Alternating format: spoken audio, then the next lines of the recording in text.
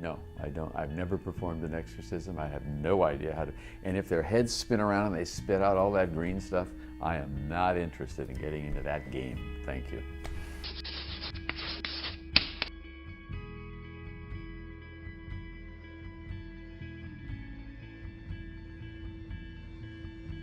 Well, you know, I think the Catholic Church, like society, there are real fault lines. You see ideology at work in the Congress. So you see sharp divergence of opinions and people not able to reconcile those opinions.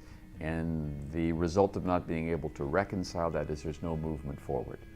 There's just this log jam. The Catholic Church is not immune from that problem. And in some cases, the bishops are part of the problem. Bishops by office should be the solution to the problem. They should be the person in a diocese who brings people together and moves the community forward. And I think that's not always the case, and that's a problem.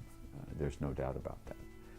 And I think it cuts to who's a bishop and how do they become a bishop and how do they understand their responsibilities as a bishop, et cetera, et cetera. I don't want to put any bishop in any category, but I think whoever asked the question has put their finger on a real problem.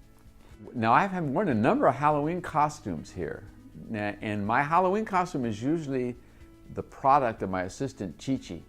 So she has a son, and she does a costume for him every year, and then I inherit the costume. So I think to date, I have two favorite. One was I came one year as a USF student. That was fun.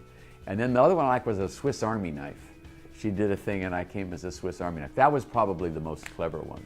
Yeah, that's probably my favorite. I still have that one.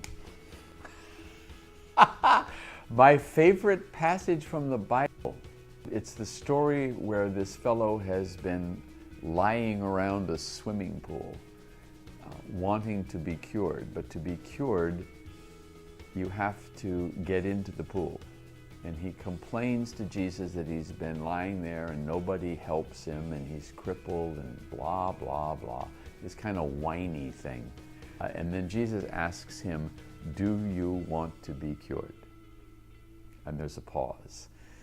And I think a lot of people are happier, or a lot of people don't want to be cured. Whether it's of an addiction or whether it's of a bad relationship that they're in or whatever. You ask the point-blank question, I think sometimes people are not sure. And so the question is, what do you want? That's basically the question. I think that's the question that everybody has to grapple with, and my hope would be that undergraduates over their 4 years are able to answer that question. What do they really want? My favorite place in the city. You know, I don't have a favorite, I mean, a place that I go to frequently, or I don't have a favorite place like that. I don't go to Crissy Field or Baker Beach or Cliff House. I like the city.